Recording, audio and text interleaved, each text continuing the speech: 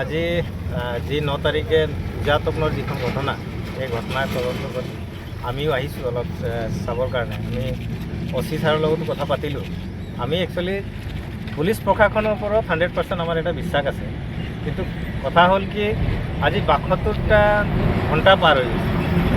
72 ঘণ্টা পাৰ হোৱাৰ পাছতো যেনেধৰণে আমি লেহেমীয়া দেখা পাইছোঁ তদন্তবিলাক, সেই তদন্তবিলাকৰ ওপৰত আমি এটা সন্দেহ হিচাপে লৈ আমি আজি আহি উপস্থিত হৈছোঁ। আৰু এটাই কথা আমাৰ স্পষ্ট, আমি অসম শ্ৰেণী ছাত্ৰ সন্থা, আমাৰ লগতে আছে আদিবাসী ছাত্ৰ সন্থা। এটা কথা স্পষ্ট যে এজনী শিশু এজনীক 13-14 বছৰীয়া ছোৱালী এজনীক আনি মদৰ ভাটিত কাম কৰোৱাটো, এইটো যি ধৰণৰ প্ৰবীণ শইকীয়া বোলা মানুহজনে যেনেধৰণে এই ছোৱালীজনীক ব্যৱহাৰ কৰিছে, এইটো সঁচাকৈ এটা ভুল কৰিছে তেওঁ। আৰু তাৰ সেই কাৰুকাৰ্যৰ কাৰণে আজি ছোৱালীজনী ছুইচাইড হৈছে। কেনেধৰণে হৈছে এইটো আমি নাজানো, যদিও আমি এটা কথা জানিব পাৰিছোঁ যে প্ৰবীণ শইকীয়াৰ নেতৃত্বত হোৱা এই গোটেই ঘটনাৰ ওপৰত ছোৱালীজনী আজি ছুইচাইড হ'বলগীয়া হৈছে, বা কোনোবাই ছুইচাইড কৰিছে, বা কোনোবাই তাৰ ওপৰত নিৰ্যাতন কৰিছে।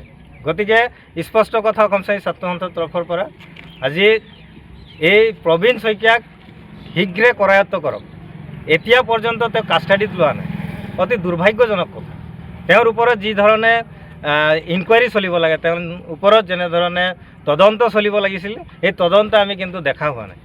গতিকে আমি অচি ছাৰকো জনাইছোঁ, পুলিচ প্ৰশাসনক জনাইছোঁ যে আপোনালোকে যদি নকৰে, ইয়াৰ যি প্ৰতিবাদ হ'ব, এই প্ৰতিবাদ লখিমপুৰত এটা চিন থাকিব। শিশু শ্ৰমিক হিচাপে তেওঁ ইয়াত কাম কৰাই আছিলে, এই ক্ষেত্ৰত কি ক'ব? শ্ৰমিক হিচাপে যি তেওঁক প্ৰথমতে এৰেষ্ট কৰিব লাগিছিল। শিশু শ্ৰমিক হিচাপে প্ৰবীণ শইকীয়াই যেনেধৰণে এই ছোৱালীটোক ব্যৱহাৰ কৰিছিলে এই মদৰ ভাটিটোত, তেওঁক প্ৰথমতে এৰেষ্ট কৰিব লাগে। তেওঁৰ ওপৰত এতিয়া তেওঁক হাৱাত এৰি দিয়া হৈছে। পৰৱৰ্তী কাৰ্যসূচী কি হ'ব? পৰৱৰ্তী কাৰ্যসূচী এইটোৱে, আজি আমি পুলিচ প্ৰশাসনক জনাইছোঁ, আপোনালোকৰ তদন্ত ক্ষীপ্ৰ কৰক, তেওঁক এৰেষ্ট কৰি আপোনালোকে ন্যায় দিয়াৰ ব্যৱস্থা কৰক এই ছোৱালীজনী। অন্যথা কিন্তু অহা কাইলৈ আমি ৰোড ব্লক কৰিবলৈ বাধ্য হ'ম। ছোৱালীজনী পষ্টমৰ্টম ৰিপৰ্টক লৈ কি ক'ব? পষ্টমৰ্টম ৰিপৰ্টটো কৈছে পুলিচ প্ৰশাসনৰ হাতত আহিছে, তেওঁলোকে কোৱা মতে কোনো ধৰণৰ তেনেকৈ চিন চাপ নাই।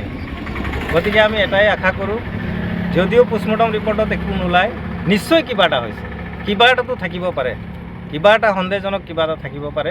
ইয়াৰ ওপৰত এটা ভাল তদন্ত এটা হওক।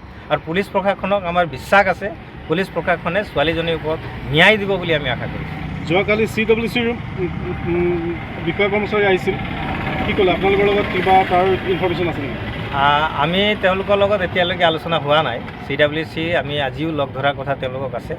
CWCয়ে কি ৰিপৰ্ট ওলাইছে, CWC কি ৰিপৰ্ট দিব? CWC স্পষ্ট কথা, তেওঁলোকে যেতিয়া এটা শিশুক যেতিয়া তেওঁ কাম কৰাইছে, CWC তেওঁক এৰেষ্ট কৰিবই লাগিছিল।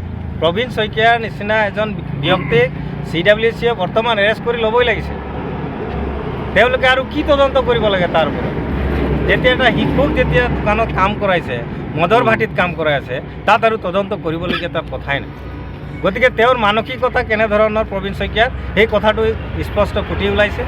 আমি ছাত্ৰ সন্থাৰ তৰফৰ পৰা স্পষ্টভাৱে কৈছোঁ, এনে ব্যক্তিক কৰায়ত্ব কৰক। এনেধৰণৰ ব্যক্তি অকল বুলিয়েই নহয়, চুকে কোণে য'তেই আছে এনেধৰণৰ আমাৰ চাহ জনগোষ্ঠী আদিবাসী ল'ৰা ছোৱালীক আনি যেনেধৰণে ব্যৱহাৰ কৰিছে, এই লোকসকলক কৰায়ত্ব কৰাৰ প্ৰয়োজন আছে। প্ৰশাসনৰ ভূমিকা আপোনালোকে কেনেধৰণৰ বুলি ভাবে? প্ৰশাসনৰ ভূমিকা বৰ্তমানলৈকে 72টা ঘণ্টা পাৰ হৈছে।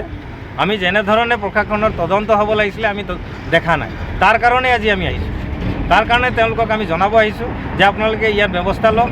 অন্যথা কিন্তু আমাৰ যি আন্দোলন হ'ব, এই আন্দোলন লখিমপুৰ প্ৰশাসনে সম্পূৰ্ণ দায়িত্ব হ'ব, তেওঁলোকে দায়িত্ব ল'ব লাগিব। তৰফৰ পৰা প্ৰবীণ শইকীয়া নামৰ ব্যক্তিজনক এতিয়ালৈকে এৰেষ্ট কৰা নাই, স্পষ্ট কথা।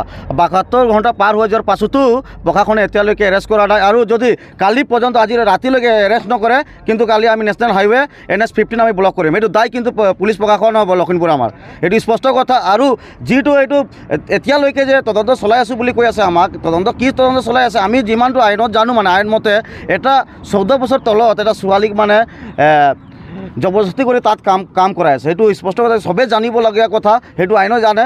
এটা মানে সৰু ছোৱালীক যিটো স্কুল যাব লাগে, সেইটো ছোৱালীক মানে স্কুল পঢ়াম বুলি কৈ আনি কিনি তাত জবৰদস্তি কাম কৰাইছে দাবাত। সেইটো আমি কেতিয়াও মানি নলওঁ। আদিবাসী ছাত্ৰ সন্থাই, চাহজাহানগৰী ছাত্ৰ সন্থাই কেতিয়াও মানি নলয়। গোটেই ৰাইজ, গোটেই বাগান চাগান বন্ধ কৰি আজি পৰ্যন্ত যদি কালিলৈকে প্ৰবীণ শইকীয়াক গ্ৰেপ্তাৰ নকৰে, কিন্তু ইয়াৰ ভয়াৱহ আন্দোলন হ'ব আৰু কালি ৰড ব্লকেট হ'ব।